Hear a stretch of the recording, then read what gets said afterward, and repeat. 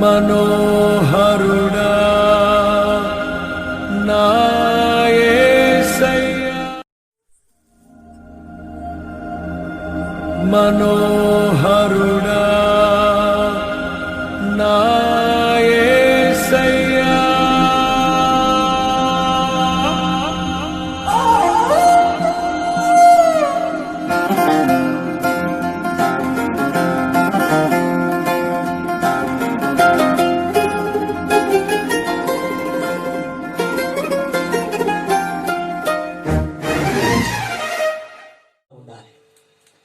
అనుక్షణం వాక్యం ధ్యానించే బిడ్డగా ఉండాలి. అప్పుడే నువ్వు గొప్పగా హెచ్చించబడతావు. అప్పుడే నువ్వు గొప్ప జ్ఞానాన్ని నువ్వు పొందుకుంటావు. జ్ఞాన అభివృద్ధిలోనికి నువ్వు వస్తావు. ఆ జ్ఞాన అభివృద్ధి నిన్ను అత్యధికంగా ఆశీర్వదిస్తుంది. కాబట్టి మనం దేనికి భయపడకుండా, ఎవరికి భయపడకుండా, ఒక దేవునికే భయపడి మనము దేవుడిచ్చిన వెలుగును అది పొందుకొని ఆ వెలుగును ఇతరులకు చూపించే వారిగా ఉండాలి. అందుకే నేను ఈ లోకములకు వెలుగును అని అంటున్నాను. కాబట్టి మనమందరం కూడా ఆయన సన్నిధానంలో ఆయన సాక్షులుగా ఉండాలని ఆయన వాళ్ళను కోరుతున్నాడు. దేవుడిచ్చిన మన తలంతులను భూమిలో పెట్టుకోకూడదు. దేవుడిచ్చిన తలంతులను వాడుకోవాలి. దేవుని సేవలు వాడుకోవాలి. నూరంతలుగా మన ఫలములు మనం పొందుకోవాలి. దేవుడు ఆశిస్తున్నది నిన్ను, నన్ను, నీ దగ్గర నుంచి, నా దగ్గర నుంచి దేవుడు ఆశిస్తున్నది అలాంటి మంచి ఆత్మీయ ఫలాలను దేవుడు ఈ రోజున ఆశిస్తున్నాడు. దేవుడు ఇచ్చిన వాక్యం దీవించి ఆశీర్వదించును గాక. ఆమేన్. హల్లెలూయా.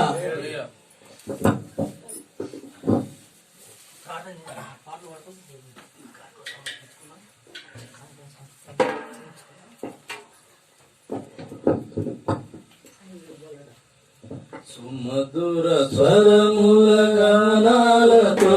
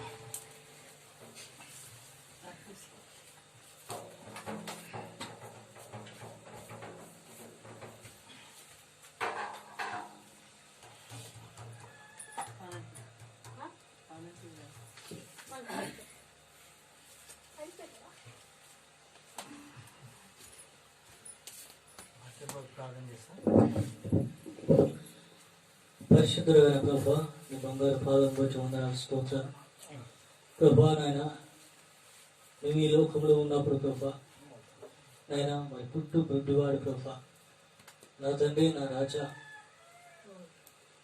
మరి గుడ్డివాడిగా ఉన్నటువంటి అని చూసి శిష్యులు ప్రభా మీరు గుడ్డివాడిగా పుట్టకు కారణం ఏంటి అని అడిగినప్పుడు, ఆయన వీడా మీరు కన్నవారని చెప్పినప్పుడు మనిషి కుమారుని క్రియలు ఈయన బయలుపరచబడుటకి ఇది గుడ్డివాడిగా పుట్టిన ప్రభా. ఆ క్షణములలో ప్రభా, ఆ దినాలలో ప్రభా, విశ్రాంతి దినం గురించి ప్రభా ఎంత నిష్టగా ఉన్నారు.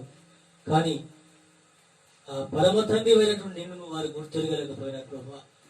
నా తండ్రి మేము ఆత్మీయ గుడ్డివారంగా మేము ఉండకున్నట్లు ఆత్మీయంగా ప్రభు నాయన మేము ఎదుగుటకు సహాయం చేయండి ప్రభు. ఆత్మీయ నడిపింపును దయచేయండి, ఆత్మీయ సహవాసమును దయచేయండి ప్రభు. స్తోత్ర ప్రభు. ఈ గ్రామంలో ప్రతి ఒక్క వ్యక్తి ప్రభు నేను గురించి తెలుసుకునే భాగ్యాన్ని దయచేయండి ప్రభు.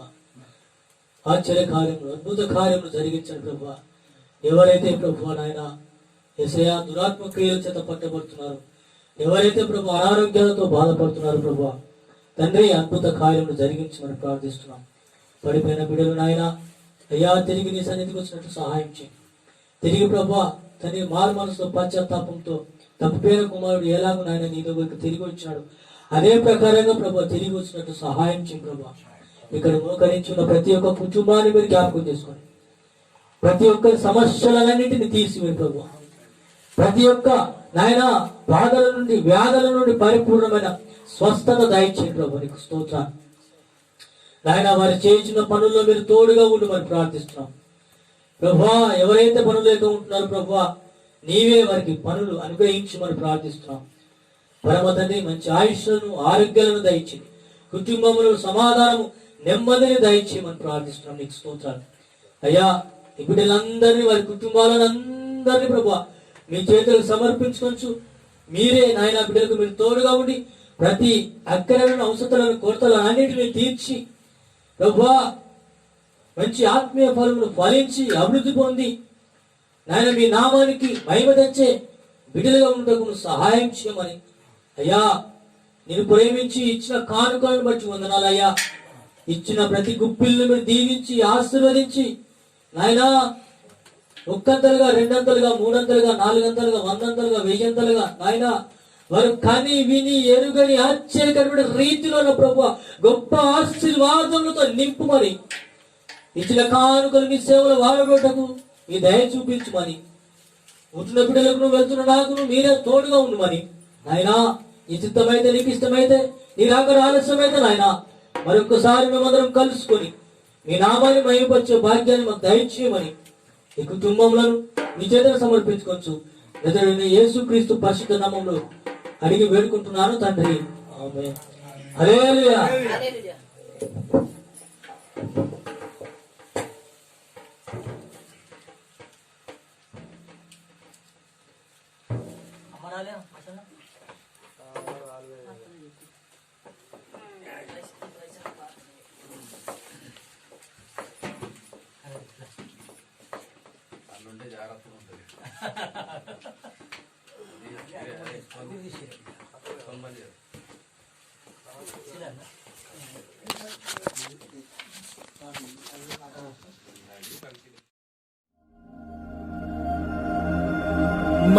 మనోహరుడా నా యేసయ్యా,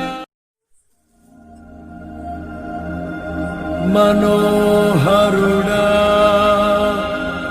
నా యేసయ్యా.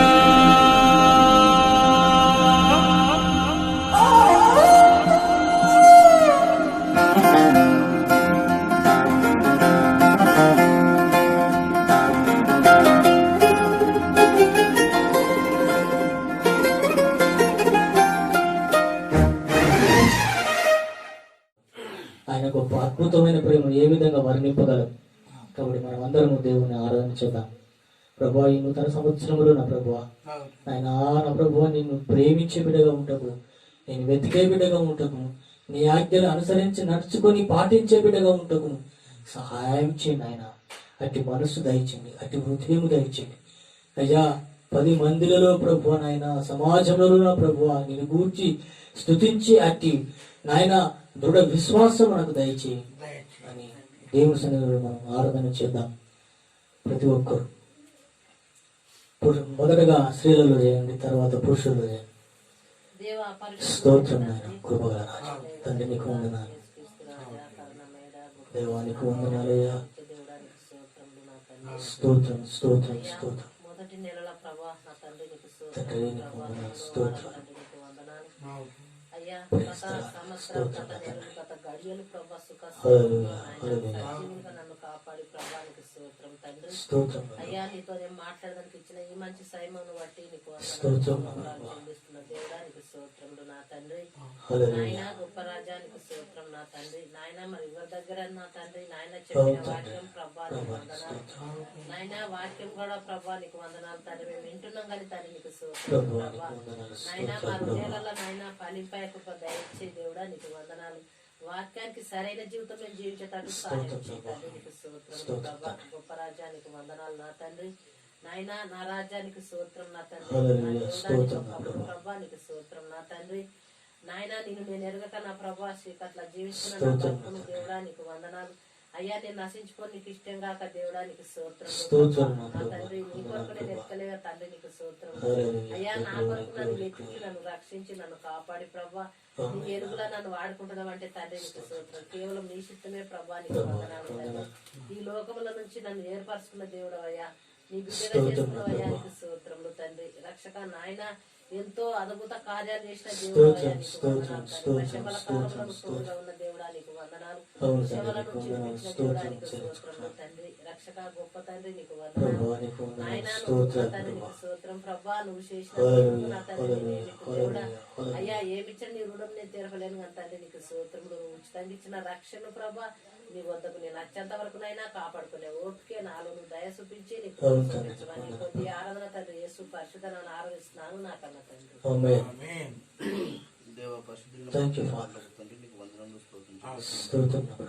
గడిచిన దినంలో గడిచిన కాలంలో గడిచిన సమయంతో నీ ఎక్కడ చాటున మరుగుపరుచుకున్న తండ్రి యొక్క సజీవమైన ప్రేమ చేత ద్వారా మమ్మల్ని కాచి కాబట్టి నా ప్రభు నీ యొక్క సన్నిధానంలో నా ప్రభావం సజీవ లెక్కల్లో ఉంచినందుకు వందనములు తండ్రి. నా యొక్క పాపముల కొరకు లోక పాపముల కొరకు నా తండ్రి నా ప్రభు యొక్క పరలోక రాజ్యం నా తండ్రి యొక్క భూలోకానికి వచ్చిన నా తండ్రి 33 సంవత్సరాలు ఈ యొక్క లోకంలో జీవించి నా ప్రభు నేను అనుభవించిన నా ప్రభు శ్రమలు అనుభవం నా ప్రభు నా తండ్రి శిలువలో మరణించి నా తండ్రి 3వ రోజున నా తండ్రి తిరిగి లేచినందుకు నీ వందనాలు స్తోత్రిస్తున్నాను. ఆ రోజు నా లేకుండా నా తండ్రి నీ యొక్క నిత్య జీవం మాకు దొరికేది కా ప్రభు. నా తండ్రి నీ ఇచ్చిన రక్షణ నా ప్రభా మేమేమి ఇవ్వలేకపోతున్నాం ప్రభా. మా యొక్క విరిమరిగిన హృదయాన్ని నా ప్రభా నీకు సమర్పిస్తున్నాం తండ్రి. నాయన నా ప్రభా నీవు ఇచ్చిన రక్షణను వచ్చే వరకు కాపాడుకుని జీవించేంత కృపను నా ప్రభా మాకు మాకు దయచేయమని యేసు పరిశుద్ధ నామమున ఆరాధిస్తున్నాం తండ్రి. పరిశుద్ధుడా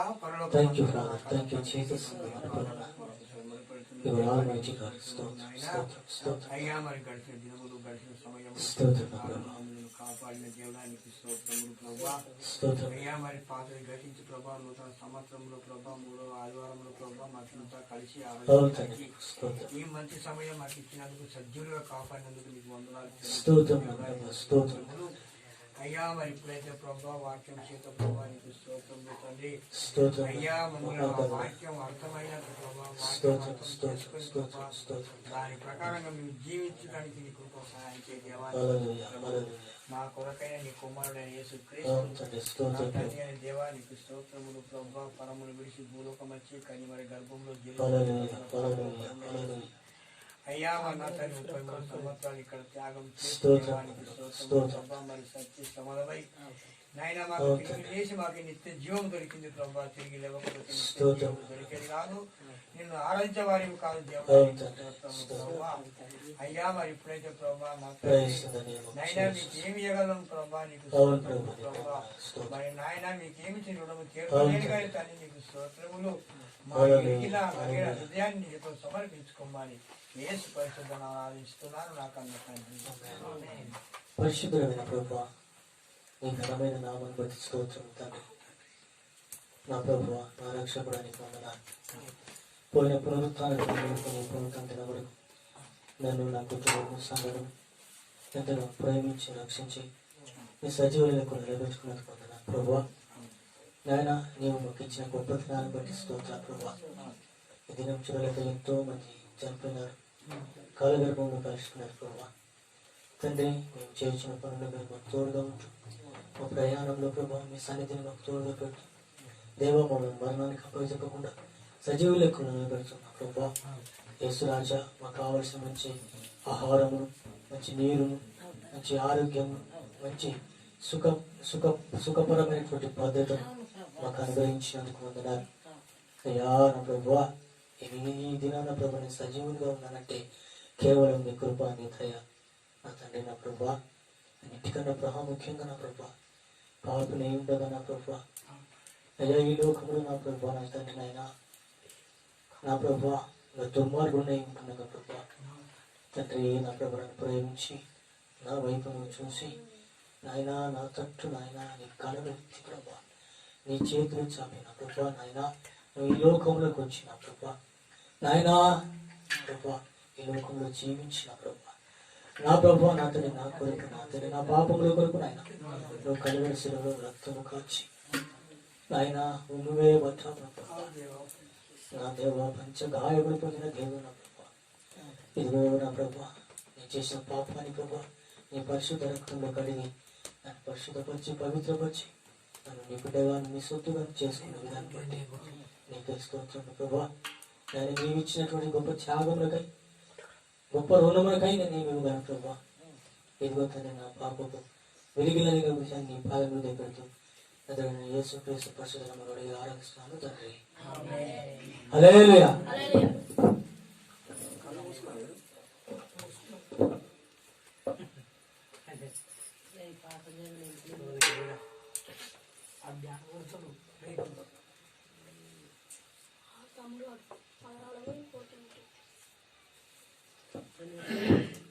యోహాను సువార్తల నుంచి మరి 9వ అధ్యాయం అందులో కొన్ని విషయాలు మనం క్లుప్తంగా ధ్యానించుకుందాం. యేసు ప్రభు మరి యెరూషలేము దేవాలయంలో ఆయన తర్కించు యెషయా గ్రంథములో కొన్ని మాటలు ధ్యానిస్తూ ఉన్నప్పుడు అక్కడ మోషేను గురించి సందర్భం వచ్చినప్పుడు నీకు 50 సంవత్సరాలు లేవే, నువ్వు మోషేను చూచితవా అన్నప్పుడు ఆయన కన్నా ముందు నేను ఉన్నానని సెలవిచ్చినప్పుడు ఆయనను కొట్టడానికి రాలేద్దారు. ఆయన యెరూషలేములో తాగి మరి ఈ మార్గంలో వెలుచున్నప్పుడు 9వ అధ్యాయము 1వ వచనం. ఆయన ఆ మార్గంలో పోవచ్చుండగా పుట్టిగుడ్డి అయిన ఒక మనుషుడు కనబడను. ఆయన శిష్యులు బోధకుడా, వీడు గుడ్డివాడుగా పుట్టకు ఎవరు పాపం చేసను, వీడా వీని కన్నవారా అని ఆయన అడగగా ఆయన మార్గంలో వెళుతున్నప్పుడు ఆ యెరూషలేము దేవాలయంలోకి వెళ్తున్నప్పుడు యెరూషలేము దేవాలయంలో తర్కిస్తూ ఉన్నప్పుడు యెరూషలేము దేవాలయంలో ఆ మోషే గురించి తర్కిస్తున్నప్పుడు నీకు 50 సంవత్సరంలో లేవే, నువ్వు అప్పుడే మోషను చూసినవని శాస్త్రులు పరిచయులు అడిగినప్పుడు నేను మోషే కన్నా ముందున్నవాడని చెప్పినప్పుడు యేసు ప్రభు మీద రాళ్ళు రువ్వడానికి రాళ్ళు నెట్టారు. ఆయన ఆ యెరూషలేము దేవాలయంలో దాక్కుని ఆ యెరూషలేము దేవాలయం ఆయన మార్గంలో వెళ్తున్న పుట్టు గుడ్డివాడైన ఒక మనుషుడు ఉండేను.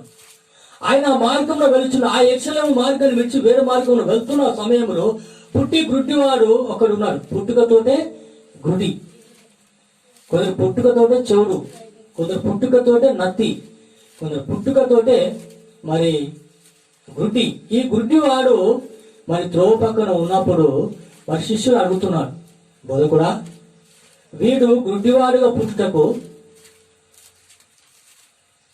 కారణం ఏంది, వీడా వీని కన్నవారా అని శిష్యులు అడుగుతున్నారు. ఆ యేసు ప్రభు ఒక ప్రశ్న వేస్తున్నారు. ఆ ప్రశ్న వేసినప్పుడు యేసు ప్రభు అంటున్నారు ఒకటే మాట, వీడైనను వీని కన్నవారైనను పాపం చేయలేదు కానీ మనుష్య కుమారుని క్రియలు వీని బయలుపరచుటకే వీడు గుడ్డివాడుగా పుట్టెను. హల్లెలూయా. ఇక్కడ మనం చూసినట్లయితే సమరయ స్త్రీ, ఆయన సమరయ స్త్రీ మార్గంలో మరి దేవుడు వెళ్ళవలసి వచ్చినప్పుడు పాపముతో నిండి ఉన్నటువంటి ఆ స్త్రీని, పాపపు బ్రతుకులో బ్రతుకుతున్నటువంటి ఆ స్త్రీని రక్షించుటకు ఆయన స్వయంగా ఆమె దగ్గరకు వెళ్ళి దేవుని సువార్త ప్రకటించి తన పాప జీవితాన్ని అంతా బయట పెట్టేశాడండి దేవుడు. ఆ పాప జీవితాన్ని బయట పెట్టినప్పుడు వెంటనే తన పాపపు కుండను వదిలిపెట్టేసి నా జీవితం గురించి, నేను చేసిన పాపం గురించి నాతో చెప్పుతున్న ఈయనే ఎవరో మీకు తెలుసా అని ఆ సమరస్తి గ్రామంలో ఉన్న ప్రతి ఇంటికి వెళ్లి తలుపు తట్టి పిలుచుకుని వచ్చేసి ఆ యేసు ప్రభును అందరికీ పరిచయం చేసి, అలాగనే ఇక్కడ శిష్యులు అడుగుతున్నాడు, బోధకుడా వీడు గుడ్డివాడిగా పుట్టుటకు మరి ఎవరు కారణము? వీడు పాపం చేసిండా? వారు ఆల్రెడీ చిన్నప్పుడు చిన్నపిల్లలు ఏమైనా పాపం చేస్తారా? లేకపోతే ఎవరి వయసులో పాపం చేస్తే వారి కన్ను వేనాయా అని యేసుప్రభుని అడుగుతున్నాడు. వీడా లేకపోతే వీడు కన్నవారా? అప్పుడు అంటున్నాడు, లేదు లేదు, ఇతడు కాదు, ఇతను కన్నవారికి పాపం చేయలేదు, దేవుని యొక్క క్రియలు వీనిలో బయలుపరచుటకి వీడు గుడ్డివాడుగా పుట్టి ఉన్నాడని చెప్పేసి శిష్యులకు యేసుప్రభు చెబుతున్నట్టుగా మనం చూస్తూ ఉంటున్నాం. ఆ దినాలలో, ఆ సమయంలో మరి శాస్త్రులు గాని, పరిశీలు గాని, ధర్మశాస్త్రోపదేశకులు గాని ఎవరైనా సరే ఒక మనిషి గుడ్డివాడుగా గాని, కుంటివాడుగా గాని, నత్తివాడుగా గాని, మూగవాడుగా గాని పుడితే వీడు గత జన్మంలో పాపం చేసాడు కాబట్టి ఆ పాపము ఈ జన్మలో వీడిని పట్టి పీడిస్తుంది అని చెప్పేసి అనుకునేవారు అన్నమాట. వాళ్ళు చాలా పరిశుద్ధులుగా ఫీల్ అయిపోయేవారు. శాస్త్రులు గాని, ధర్మశాస్త్రోపదేశకులు గాని, పరిశీలు గాని ఇలాంటి సమయాలు వాళ్ళు ఎక్కువగా అలాగ ఫీల్ అయ్యేవారు అన్నట్టు. ఎవరైనా సరే నత్తివాడిగా పుట్టినా, కుంటివాడిగా పుట్టినాను. అందుకే ఆ సందర్భాన్ని బట్టి ఈ శిష్యులు యేసుప్రభుని అడుగుతున్నారు, అయ్యా వీడా వీని కన్నవారా పాపం చేసిందని చెప్పేసి అడుగుతూ ఉన్నారు. అలాంటి సమయంలో ఆ దినాలలో ఎవరే గాని ఒక కుష్ఠరోగి అయితే మాత్రం ఆ ఊరు నుంచి మరి ఊరవతలకి తరిమేసేవారు. కాబట్టి ఆ దినాల్లో చాలా భయంకరమైనటువంటి రోజులు. ఆ దినాలలో యేసు ప్రభు లోకములకు వచ్చి తన తండ్రి యొక్క రాజ్య సువార్తను ప్రకటిస్తూ వెళుతున్న సమయంలో కూడా మరి శిష్యులు ఈ యొక్క విషయమైనటువంటి ఆ రోజు విశ్రాంతి దినం. ఆ విశ్రాంతి దినంలో ఎవరైనా పాపం చేస్తే, ఎవరైనా పని చేస్తే రాళ్లతో కొట్టి చంపబడాలి. అది మోషే రాసినటువంటి, ధర్మశాస్త్రం రాసినటువంటి ఆజ్ఞ ఉంటుంది. కాబట్టి ఆ దినమున విశ్రాంతి దినమున కాబట్టి మరి ఏ పని కూడా చేయకూడదు, సూది మునంత బరువు కూడా మోయకూడదు.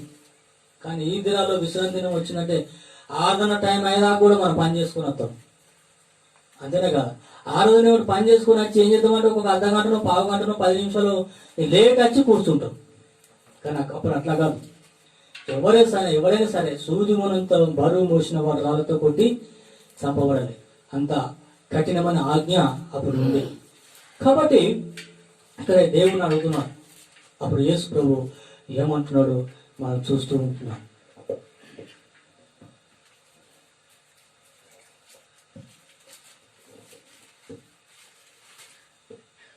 యేసు వీడైనను వీని కన్నవారైనను పాపం చేయలేదు, కానీ దేవుని క్రియలు వీని యందు ప్రత్యక్షపరచబడుటకే వీడి గుడ్డివాడిగా పుట్టెను.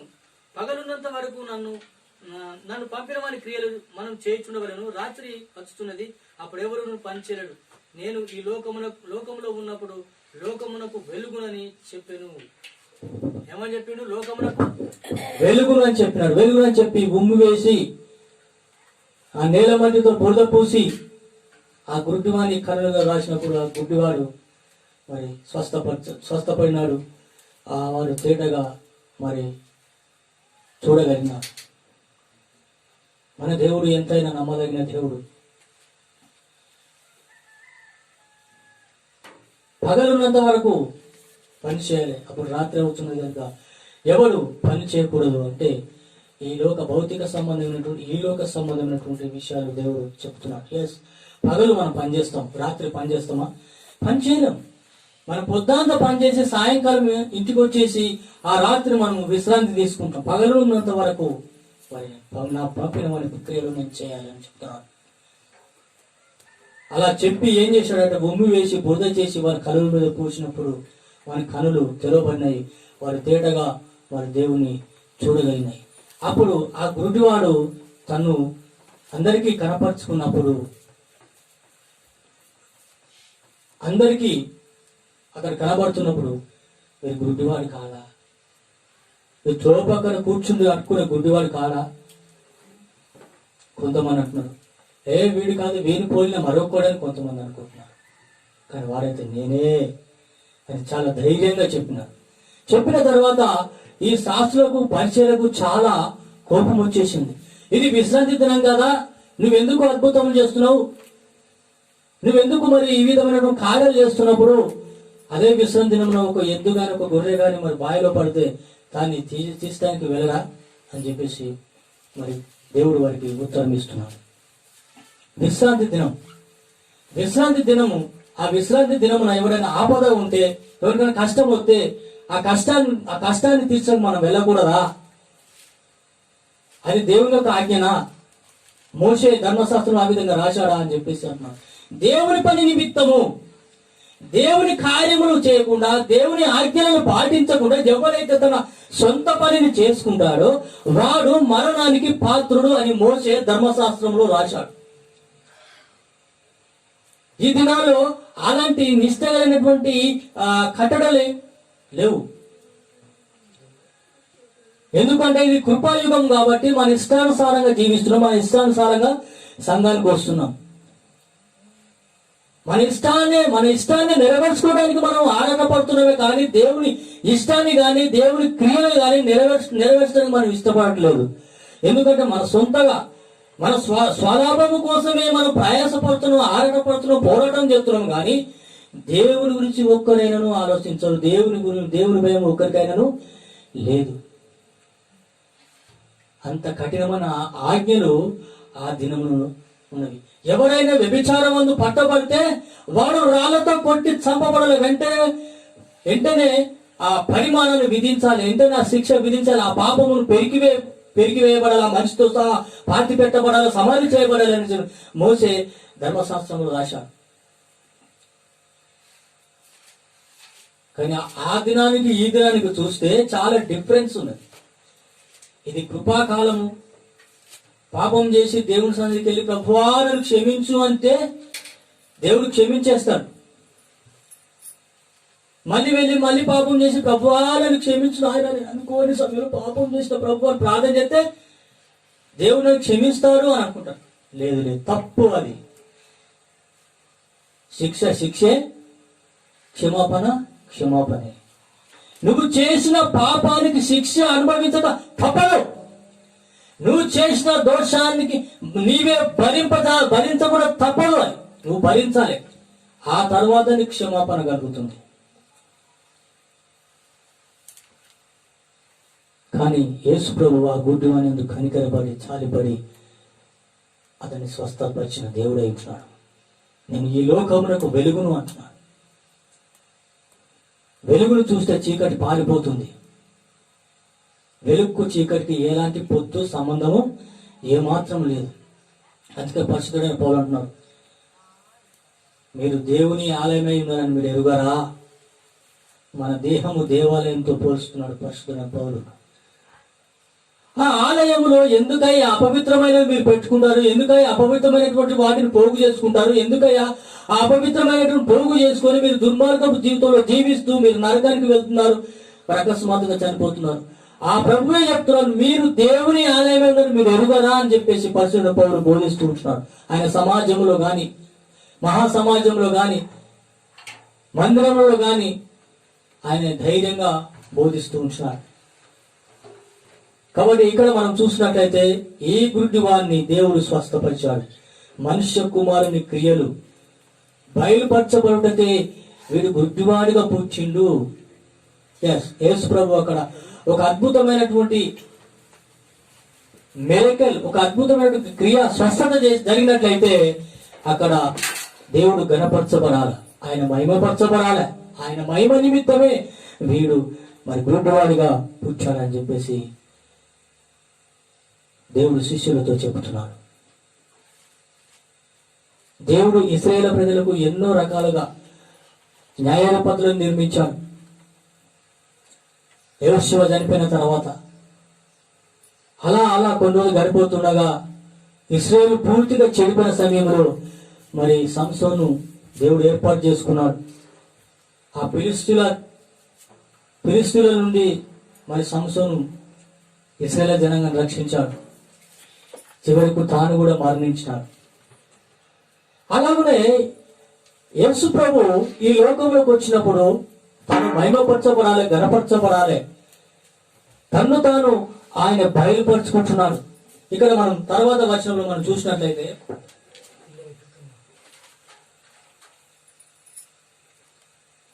నీవు సిలోయమను కోనేటికి వెళ్లి అందులో కడుక్కొనమని చెప్పాను. సిలోయమను మాటకు పంపబడిన వారని అర్థము. వాడు వెళ్లి కడుక్కొని చూపు గలవారై వచ్చాను. కాబట్టి పొరుగువారు వీడు భిక్షకుడని, అంతకుముందు చూసిన వారు వీడు కూర్చుండి భిక్షమెత్తుకున్న వాడు కాడా అనేది వీడే అని కొందరు, వీడు కాడని వీని పోలిన ఒకరని మరికొందరు, వాడైతే నేనే అని వారు నీ కన్నులు ఎలాగూ తెరవబడని వాడిని అడగగా వాడు యేసు అని ఒక మనుషుడు బురద చేసి నా కన్నుల మీద పూసి నీవు సిలోయమను కోనేట్లోకి వెళ్లి కట్టుకోనమని నాతో చెప్పాను. నేను వెళ్లి కట్టుకొని చూపు పొందుతున్నా నేను. వారు ఆయన ఎక్కడ నన్ను అడగగా వాడు నేను ఎరగనను. అందుక గుడ్డువాడై ఉండిన వారిని వారు పరిసయ్యుల యొద్దకు తీసుకొని పోయిరి. ఆ రోజు విశ్రాంతి దినము కాబట్టి ఆ విశ్రాంతి దినమున మరి నీ కన్నులు ఎవరు బాగు చేసిన అతడు ఎక్కడని చెప్పేసి ఆ వ్యక్తిని పరిశీలనకు తీసుకున్నప్పుడు ఆ పరిశీలకు కూడా అదే విషయము మరి యొక్క గుడ్డివాడు చెప్పిండు. ఆ రోజు విశ్రాంతి దినం. ఇదంతా కాదు అదంతా కాదు అని చెప్పేసి అతని కన్న తల్లిదండ్రుల దగ్గరికి తీసుకెళ్ళినాడు ఈ గుడ్డివాడిని. వీడు మీ కొడుకేనా? అయ్యా మా కొడుకే. మరి మీరు కన్నులు ఎట్లా తెరవబడ్డాయో మరి అడిగి తెలుసుకోమని చెప్పినప్పుడు అయ్యా ముసలి వాళ్ళ తల్లిదండ్రులమైన మేము యవ్వనస్తుడైన వీళ్ళు ఇతను కన్నులు ఎలా తెరవబడ్డాయో మాకెట్ట తెలుసు, మరి యవ్వనుడు కదా యవ్వనస్తుడు కదా వాన్నే అడగండి అని చెప్పినప్పుడు వారు మళ్ళీ ధైర్యంగా చెప్పారు. ధైర్యంగా చెప్పి అనుకుంటున్నారు. ఎందుకంటే ఈ తల్లిదండ్రులు కూడా మరి ఈ పరిచయలకు భయపడుతున్నారు. ఎందుకంటే ఒకవేళ మమ్మల్ని వెలేస్తారేమో, ఒకవేళ మమ్మల్ని ఈ ఊరు నుండి వెళ్ళగొడతారేమో అని చెప్పేసి ఆ గుడ్డివారి తల్లిదండ్రులు కూడా భయపడడం మొదలు పెట్టారు. ఇక మనం చూసినట్లయితే ఇంకా కొంత మనం చూసినట్లయితే ఇక్కడ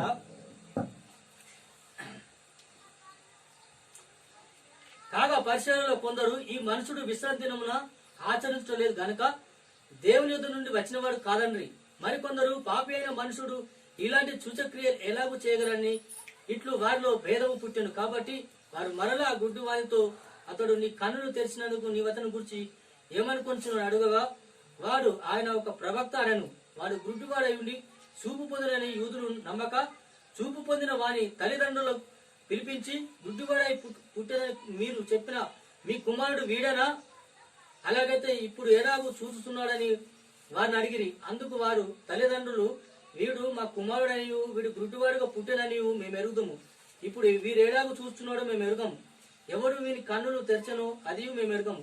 వీడు వయసు వచ్చిన వాడు వినినే అడుగుడి తన సంగతి తానే చెప్పుకోగలడని వారితో చెప్పాను. ఇంత చేసినా ఇంత చెప్పినా ఇంత జరిగినా ఆ గుడ్డివాడు చూసినా మరి ఈ పరిచయులు మాత్రం నమ్మలేదండి. ఆ రోజు విశ్రాంతి దినం యేసు ప్రభు మన బైబిల్ గ్రంథంలో చదువుతున్నప్పుడు యేసు ప్రభు అద్భుతములు ఎక్కువ అద్భుతములు విశ్రాంతి దినమునే ఆయన అద్భుతములు చేసినాడు. విశ్రాంతి దినములనే ఆశ్చర్య కార్యం చేసినాడు. యేసు ప్రభును శోధించడానికి యేసు ప్రభును మరి తప్పుపట్టడానికి ఆయన మీద నేరము మోపడానికి వారు తలంచుకున్నారు కానీ అది వారి వలన కాకపోయింది. ఒక సమయంలో యేసు ప్రభు బోధిస్తుండగా మరి కొంతమంది ఆయన దగ్గరికి వచ్చి ఏమన్నా తెలుసా, అయ్యా ఒకరికి 7 కుమారులు ఉన్నారు. మొదటి వారికి పెళ్లి అయింది. కొంతకాలం తర్వాత వారికి పిల్లలు లేరు. ఆ మొదటి వాడు చచ్చిపోయాడు. అలాగనే రెండో వాడు ఆ స్త్రీని పెళ్లి చేసుకున్నాడు. అతనికి పిల్లలు లేరు, అతడు చచ్చిపోయినాడు, ఇట్లా 3వ దశలో ఇట్లా 7 చచ్చిపోయారు. పరలోకమంలో ఆ స్త్రీ ఎవరి భార్యగా ఉండును అని అడిగినారు. యేసు ప్రభు వాళ్ళ తలంపులు, వారి ఆలోచనలు ఆయన ఎరిగి ఉన్నాడు కనుక అంటున్నారు, మీరు లేఖనములు ఉన్న వాటిని కానీ మీరు పొరపరుచున్నారు. పరలోకమందున్న వారు పెళ్లికి ఇవ్వబడరు, వారు పెళ్లి చేసుకోరు, కానీ దేవదూతల వలె ఉంటుందని చెప్పేసి దేవుడు జవాబిచ్చినప్పుడు తల దించుకొని వెళ్ళిపోయారు. ఆ దైవం మీద నేరం మోపుట అది అసాధ్యం. ఇలా చాలా సందర్భంలో దేవుని శోధించినట్టుగా మనం లేఖనాలలో మనం చదువుతుంటే మనకు తెలుస్తుంటున్నాం. అలాగనే ఈ గుడ్డివాడిని మాటికి శోధిస్తున్నాడు. తల్లిదండ్రులకు తీసుకుని ఇదంతా కాదిగా దీన్ని ఖచ్చితంగా తెలుసుకుందామని చెప్పేసి మళ్ళా మన తల్లిదండ్రుల దగ్గరికి వెళ్ళినప్పుడు వారు భయపడినారు. ఆ గుడ్డివాడైతే చాలా ధైర్యంగా ఉన్నాడు. నన్ను వెలివేసినా పర్వాలేదు, కానీ ఆ యేసు అని ప్రవక్తనే నన్ను స్వస్థపరిచిండు, నా కనుల మీద బూడిద పూసి నువ్వు శిలోమని కొన్నిటికి వెళ్ళి కట్టుకోమన్నప్పుడు నేను చూపు పొందినా అని చెప్పినాడు. ఈ మనుషుడు విశ్రాంతి దినాన్ని ఆచరించలేదు కాబట్టి ఇతడు దేవుని ఎదురు నుంచి వచ్చిన వాడు కాదు అన్నప్పుడు అందులో కొంతమంది అంటున్నారు, ఇతడు పాపాత్ముడు అయితే దేవుని ఎదురు నుంచి వచ్చిన వాడు కాదు, అయితే ఇలాంటి అద్భుతములు ఎలా చేయగలడు? ఈ గుడ్డివాడు ఏ విధంగా చూపు పొందగలడు? ఏ విధంగా నడవగలడు? ఏ విధంగా చెప్పగలడు అని చెప్పేసి ఆ వారిలో కొంతమందికి భేదాలు పుచ్చినాయి. 2 గుంపులుగా వాళ్ళు చీల్చబడినారు, 2 గుంపులుగా అయినారు. కాబట్టి విశ్రాంతి దినానికి దేవుడు చాలా ప్రాముఖ్యతనిచ్చాడు. విశ్రాంతి దినము గురించి చాలా చక్కగా యేసు ప్రభు పాత నిబంధనలు, కొత్త నిబంధనలు చాలా చెప్పాడు. ఆ విశ్రాంతి దినము అంటే నేను సృష్టించిన సృష్టికర్తను జ్ఞాపకం చేసుకుంటా, ఆరాధించుట, గణపరచుట. అందుకే దేవుడు అంటున్నాడు, ఈ మనుషులను సృష్టించినందుకు నేను సంతాపపడుతున్నాను అని యేసు ప్రభు ఆ యెహోవా తన హృదయాన్ని నొచ్చుకొని ఏం చేశాడట? ఈ మనుషులతో పాటు పశు పక్షాదులను నేను నాశనం చేయబోతున్నాను అని ఆయన తలంచుకొని చూడగా ఒక్కడే ఒక కుటుంబం నీతిమంతునిగా కనబడదండి. ఎవరో తెలుసా? నోహావు. ఆ నోహావు ఒక కుటుంబమే నీతిమంతునిగా కనబడింది, దేవుని వెతికే కుటుంబంగా కనబడింది. కాబట్టి ఆ దేవుడు ఆ నోహావు కుటుంబంపై కనికరపడ్డాడు. హల్లెలూయా, కనికరపడ్డాడు. నోహావుతో చెప్పినాడు, దర్శించినాడు, నువ్వు వెళ్ళి ఆ ఓడను తయారు చేయి, ఎన్ని ఫీట్లు ఉండాలో, ఎంత వెడల్పు ఉండాలో, ఎట్లా చేయాలి అని చెప్పేసి అదే ప్రకారంగా ఇప్పుడు ఓడలు తయారు చేస్తున్నారు తెలుసా. అదే ప్రకారంగా ఇప్పుడు స్టీమర్లు తయారవుతున్నాయి. అది దేవుడిచ్చిన కొంత.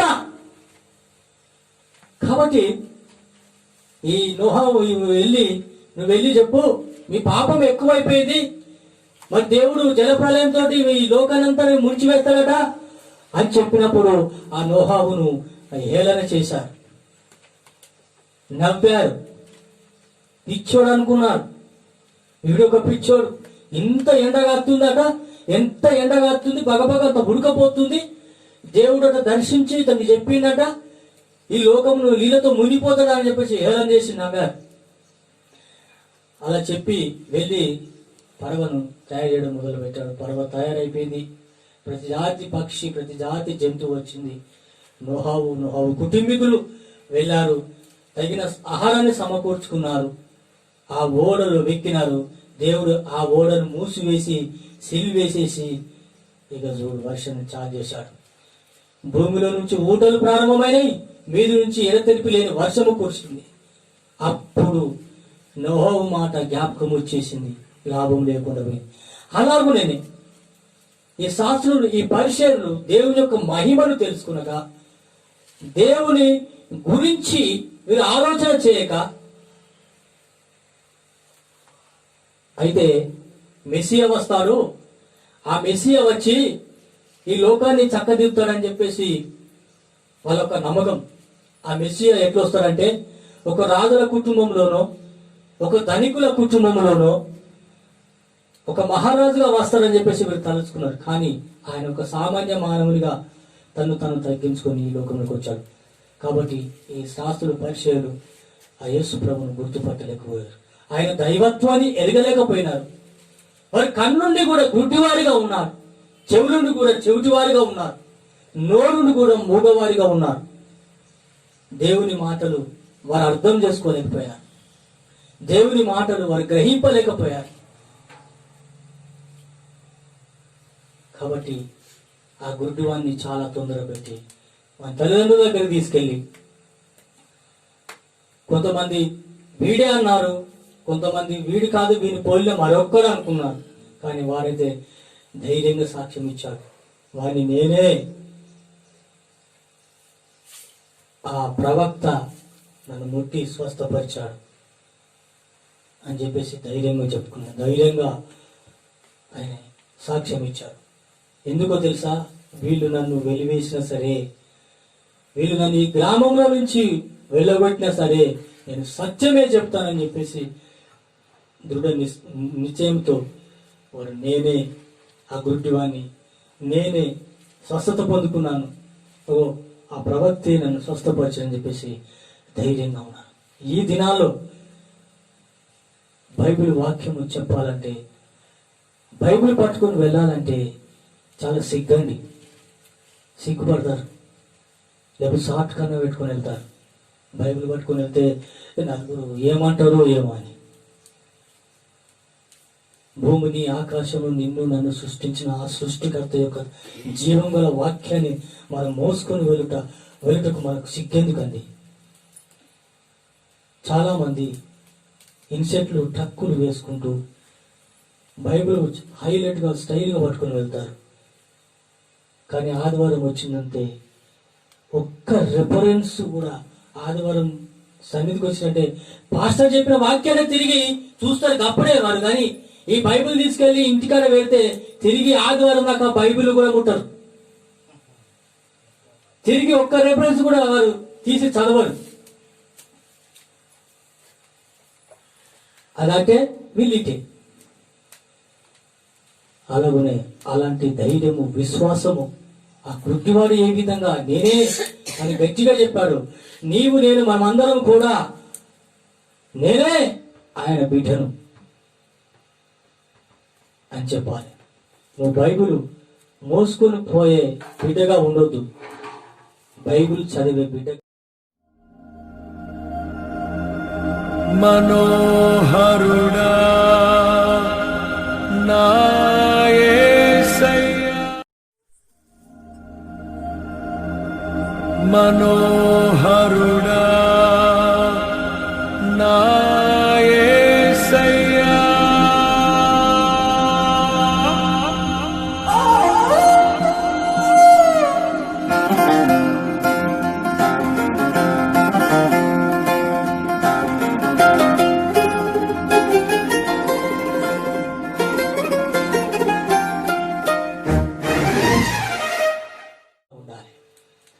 అనుక్షణం వాక్యం ధ్యానించే బిడ్డగా ఉండాలి.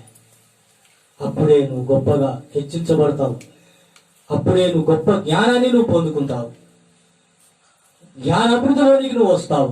ఆ జ్ఞాన అభివృద్ధి నిన్ను అత్యధికంగా ఆశీర్వదిస్తుంది. కాబట్టి మనం దేనికి భయపడకుండా, ఎవరికి భయపడకుండా, ఒక దేవునికే భయపడి మనము దేవుడిచ్చిన వెలుగును అది పొందుకొని ఆ వెలుగును ఇతరులకు చూపించే వారిగా ఉండాలి. అందుకే నేను ఈ లోకములకు వెలుగును అని అంటున్నాడు. కాబట్టి మనమందరం కూడా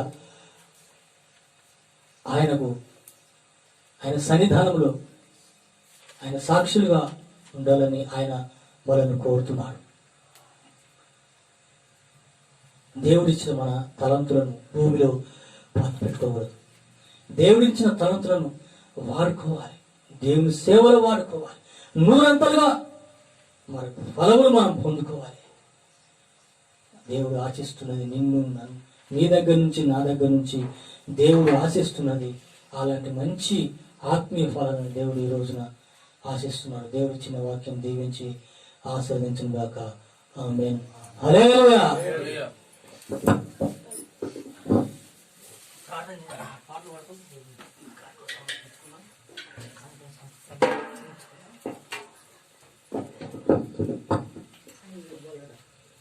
సుమధుర స్వరముల గానాలతో వేలాది దూతల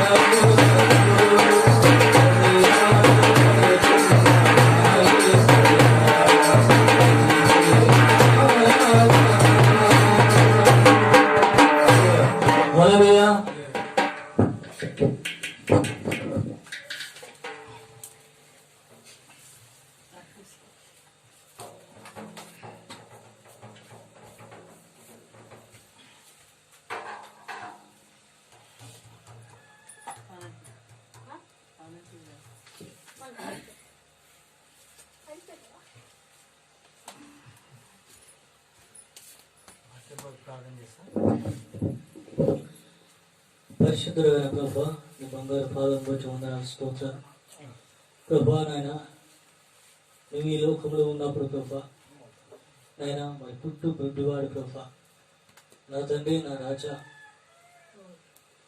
మరి గుడ్డివాడిగా ఉన్నటువంటి ఆయన చూసి శిష్యులు ప్రభా మరి గుడ్డివాడిగా పుట్టకు కారణం ఏంటి అని అడిగినప్పుడు, ఆయన వీడా మీరు కన్నవారని చెప్పినప్పుడు, మనిషి కుమారుని క్రియలు ఈయన బయలుపరచబడితే ఇది గుడ్డివాడిగా పుట్టిన ప్రభా. ఆ క్షణములలో ప్రభా, ఆ దినాలలో ప్రభా, విశ్రాంతి దినం గురించి ప్రభా ఎంత నిష్ఠగా ఉన్నారు.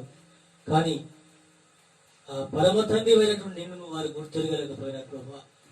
నా తండ్రి, మేము ఆత్మీయ గుడ్డివారంగా మేము ఉండకుండాట్లు ఆత్మీయంగా ప్రభు నాయన మేము ఎదుగుటకు సహాయం చేయండి ప్రభు. ఆత్మీయ నడిపింపును దయచేయండి, ఆత్మీయ సహవాసమును దయచేయండి ప్రభు. స్తోత్రాలు ప్రభా. ఈ గ్రామంలో ప్రతి ఒక్క వ్యక్తి ప్రభా నేను గురించి తెలుసుకునే భాగ్యాన్ని దయచేయండి ప్రభా.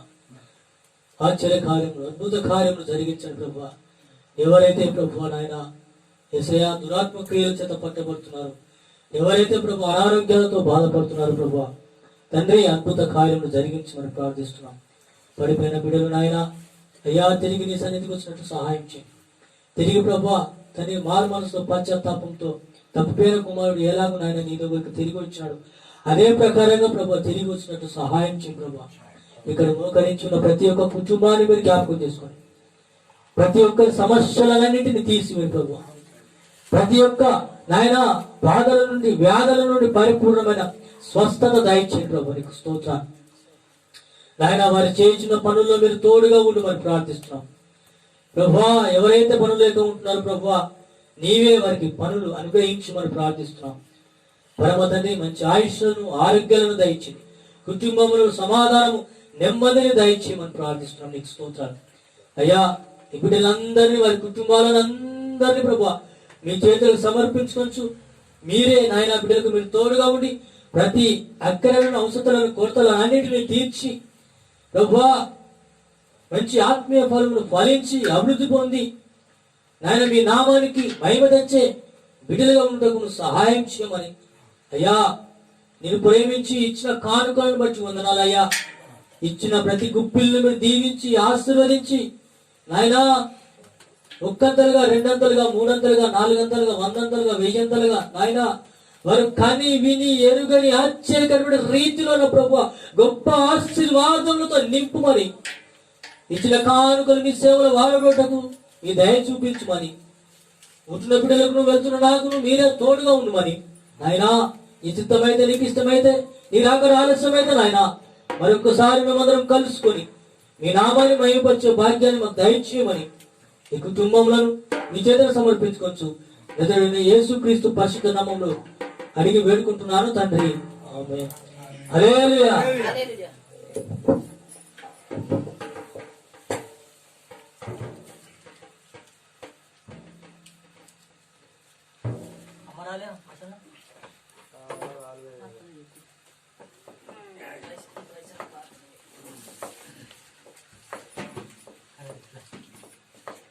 అల్లుంటే జాగ్రత్తగా ఉంటుంది.